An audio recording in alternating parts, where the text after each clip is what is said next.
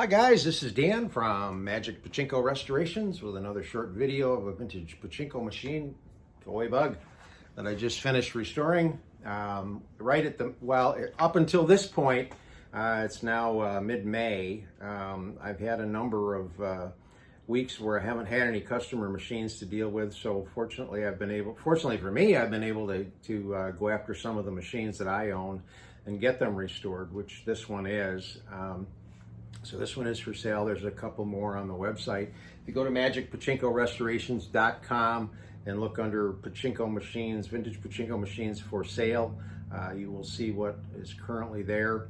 Most of the machines are mine. I do have a student in Ohio who does a real nice job with pachinko machines, and one of his machines is up there also. If you're interested, please give me a contact. Use the contact page to get through to me. So today we're going to take a look at a 1972 Nishijin Model A, and I call this one Cupie. And the reason we call it Cupie is for the center attraction, and it says Cupie on the center attraction.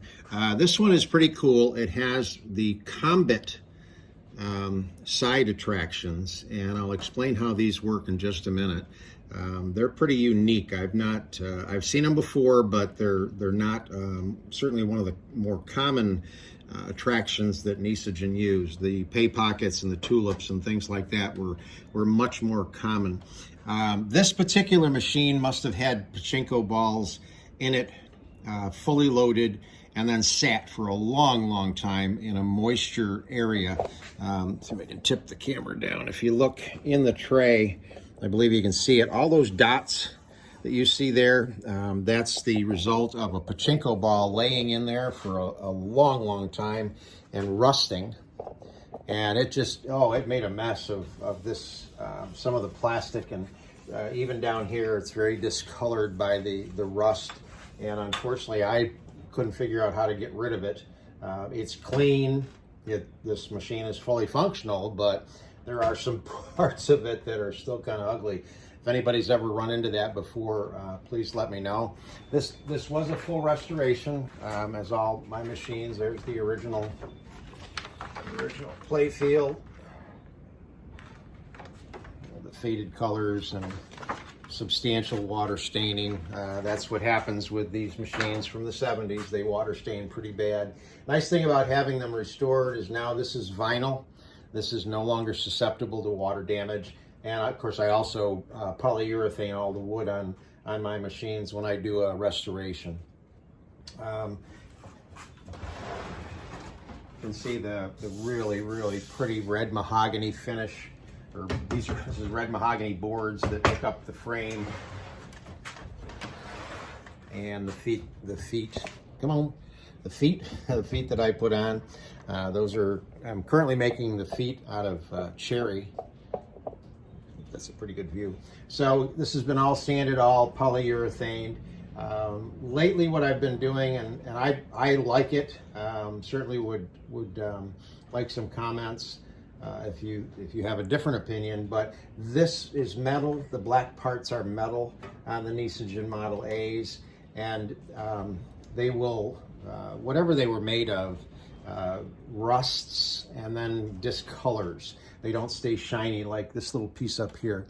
So after I de-rust them and get them nice and clean, lately I've been spray painting them black, and I think they look pretty nice on the back of a machine.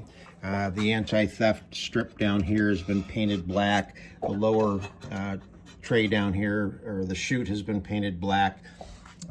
These are the Combat attractions, and they require these little metal caps to redirect the ball.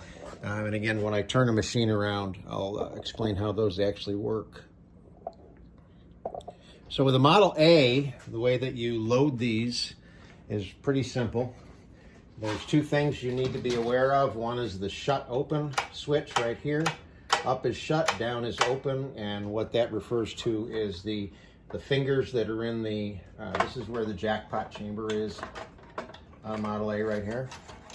And there's two metal fingers that drop down into that channel to keep the balls right there, because this tips that way and lets the balls out. When it's shut, the fingers are in. When you go like that, the fingers lift out of the way and allow the balls to go down this chute and down here and empty into a catch box. This is a catch box that a friend of mine 3D printed for me.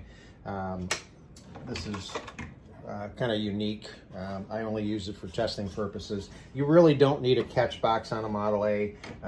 It's pretty rare that a ball falls out of these things unless you're emptying your machine. So you want to have this up on shut. You want to have your seesaw, which is right here. You want to have that tipped back, and then plug it in. And for anybody that's new to this, the only reason you plug them in is for lights. They do not need power to function. So we'll take a handful of balls, and if they're set up properly, they'll go out of the hopper, down the chute, into the turnaround, into the recycle hopper. They'll go all the way over to the jackpot and stop. And again, if your machine is set up properly, once you get enough balls in that recycle hopper, they'll stop here, they'll start to build up in here, and your light will go off. I tend to put a pretty good handful in the recycle tray anyway, but as this empties out, this will allow balls down in, again, if it's all set up correctly. One thing I did want to tell you guys about, this is something I don't think I've ever talked about this before. The way that a Model A is supposed to work is when you get a ball into one of the attractions and you actually win, there are 14 balls in the jackpot. Your original ball will come out the bottom tray, and the 14 balls from the jackpot come out the upper tray. That's the way it's supposed to work. You get your original ball back. If you're finding that when you get a payout, more than one ball is dropping down into your lower tray, it's because this arm right here isn't set right. This arm rides off of the tray that the jackpot balls drop onto. So the balls drop in, the weight pushes them down, they roll out the front, but then this arm goes up and resets, part of the reset process. So if it's not set right, more balls will go out into the bottom tray. So the way you fix that, I use needle nose pliers. You get in right here, grab the bulkier part of this, right here. You grab this with needle nose pliers, and right where the joint is, right here, you're gonna bend up a little bit. You want this to be up more. In other words, instead of being like this, you want it more like that. That's the fix. If your machine is paying out properly, obviously leave it alone. Don't mess with it. Okay, so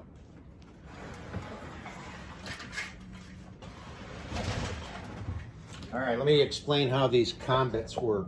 Right now, the combits are set so that if a ball drops down in, they're going to hit that triangular piece and go either way. You won't get a payout. However, if you get a ball in up here, randomly the ball will go here or here. There's a little piece in there that tilts back and forth.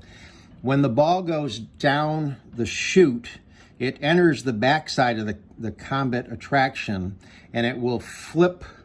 You'll see it when I put a ball in there. It'll flip a piece up, and when the piece is up and a ball enters from the front, it will then pay out. So it's kind of a, I don't know what you want to call it, dual purpose, or a two-stage kind of thing. Let me open this up and I'll show you what I mean. Let's bring the camera back in. See if we can catch this. Whoop. There we go. Okay, so I'm going to put it in here. I don't know which way it's going to go. Okay, it went over to this one,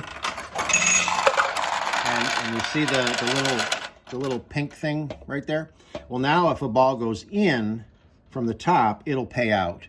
If a ball comes in from the top, it's going to hit this and go one way or the other. So actually, I'm going to see if I can get it to go to the other one. Yep, okay.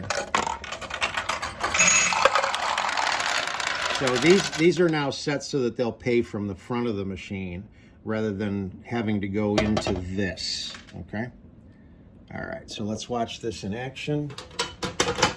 And I don't know if you noticed or not, but we got 2 payouts, and there are 2 balls down there, like there should be. And then there should be 28 balls here for the 2 payouts, so it's adjusted properly. All right, okay, let's run some balls through it and see what we get.